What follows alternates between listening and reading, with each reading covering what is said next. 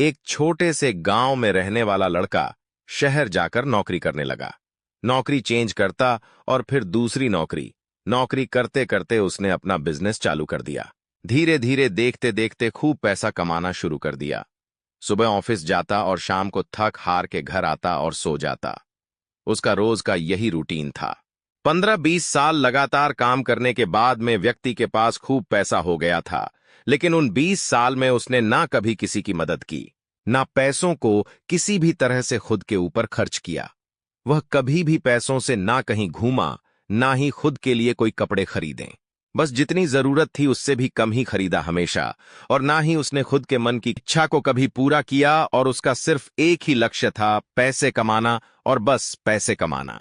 वह पैसे जमा करने में ही अपनी जिंदगी के दिन बीता रहा था, लेकिन उसको यह नहीं समझ आ रहा था कि धीरे धीरे उसका शरीर बूढ़ा होता जा रहा है।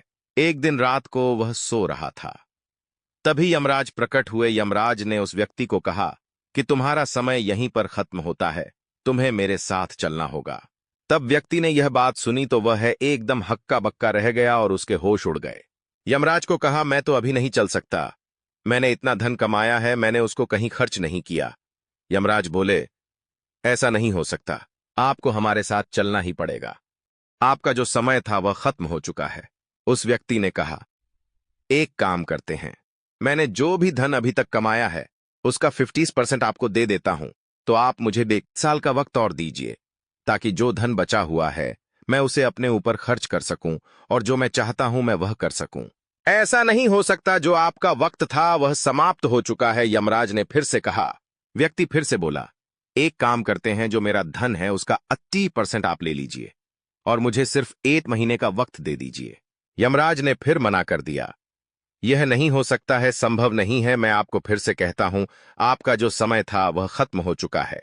व्यक्ति ने कहा, एक काम कीजिए, आप मेरी सारी धन संपत्ति रख लीजिए और मुझे सिर्फ 1 घंटे का समय और दे दीजिए।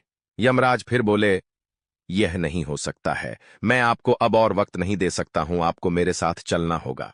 व्यक्ति फिर बोला, मैं आपके साथ चलता हूं, लेकिन मुझे कुछ मिनट दे दीजिए, यह आप मेरी आखिरी इच्छा मान लीजिए।